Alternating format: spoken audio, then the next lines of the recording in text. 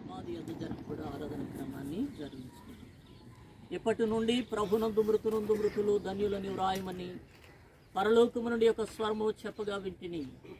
నిజమే, వారు తమ ప్రయాసములు మాని విశ్రాంతి పొందుదరని ఆత్మ చెప్పుచున్నాడు. నేనే పునరుద్ధానమును జీవమునై ఉన్నాను. నాయందు విశ్వాసముంచువాడు చనిపోయినను బ్రతుకును, బ్రతికి నాయందు విశ్వాసముంచువాడు ఎన్నటికి నీ చనిపోడు. మృతులలో నుండి యేసును లేపిన వాని ఆత్మ మీలో నివసించిన ఎడల, మృతులలో నుండి క్రీస్తు యేసు లేపిన వాడు చావునకు లోనైన మీ శరీరములను కూడా మీలో నివసించు తన ఆత్మ ద్వారా జీవింపచ్చే. సజీవులమైండి మేము మరణమునకు లోని ఉన్నాము. మా పాపముల నిమిత్తము మా మీద న్యాయము ప్రకారము కోపపడునందు ఓ ప్రభువా, సహాయమునకై నిన్నుగాక మరి ఎవరిని ఆశ్రయింతుము. అయినను మిక్కిలి పరిశుద్ధుడు ప్రభు అయిన దేవా, సర్వశక్తిగల ప్రభువా, మిక్కిలి కరుణగల పరిశుద్ధ రక్షకుడా, నిత్య మరణం యొక్క ఘోర బాధలకు మమ్మను అప్పగింపు.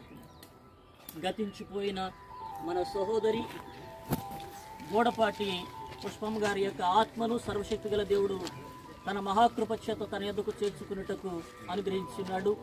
కావున సమస్తమును తనకు లోబర్చుకొని జాలని శక్తిని బట్టి మన దేన శరీరమును తన మహిమగల శరీరమునకు సమర్పణగా మార్చుడు. మన ప్రభు అయిన యేసుక్రీస్తు ద్వారా శరీరమును మట్టికి మన్నుగా, బూడిదగాను, దుమ్ముకు దుమ్ముగాను భూమికి అప్పగిస్తున్నాడు.